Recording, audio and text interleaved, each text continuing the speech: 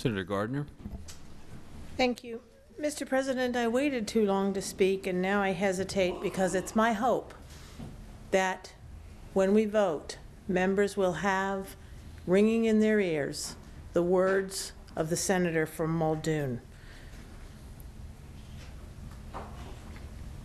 There are just a couple of things I'll add. A leading proponent of the bill, in an unguarded moment, said, of course, we all expect new oil. And I'm going to quote, "It's kind of a crapshoot. You really don't know. And the industry certainly isn't going to say one way or the other, because you know their motivation is to try to keep the rates down as low as they can." End quote. Mr. President, in a nutshell, those two sentences make an entire case for voting no. I'm going to skip what I was going to say about the failure to get commitments from the industry in exchange for the money we're pushing across the table. I'm going to skip the comments about how important progressivity has been as a tool to encourage investment in the state of Alaska. I'm going to speak just briefly about the OECD $270 prediction. Do we think it's true? Who knows? What I do know is that if it should happen, I pity the person who's the 11th green light on today's vote, depriving Alaskans of their share of an unimaginable windfall.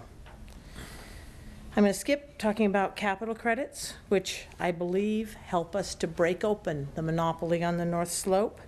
One thing that hasn't been mentioned here today is the comments we've heard over the past 3 weeks, I think debate in the press really more than in committee, about one of the reasons arguing for reducing the state take is to force a reduction in the size of state government, to force a reduction in state spending. And while those issues are certainly valid conversations, I totally reject them as arguments for giving away our resource.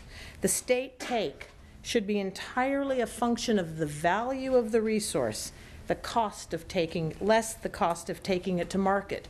And that cost, of course, includes some profits for the producers. It's nothing to do with the size of state government or what we're spending. I'm going to skip my comments about PPT and close with just a couple things. I think this bill is a colossal failure. It is not fair to Alaska. It does not promise new production. It's not simple or balanced. We are highly profitable today under ACEs, and every producer in Alaska has a contractual duty to develop. This system is not durable. This is giving the economic future of our shareholders to the shareholders of the richest companies in the world. And finally, I'd like to close with a quote, if I may read, Mr. President, from the Anchorage Daily News, yesterday's editorial, just a couple sentences.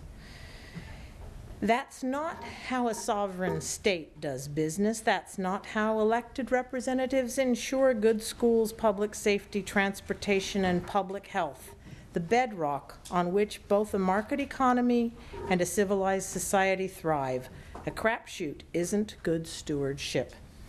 Bottom line, oil tax reform must be a deal, not a roll of the dice." And I hope that people vote against this. Thank you.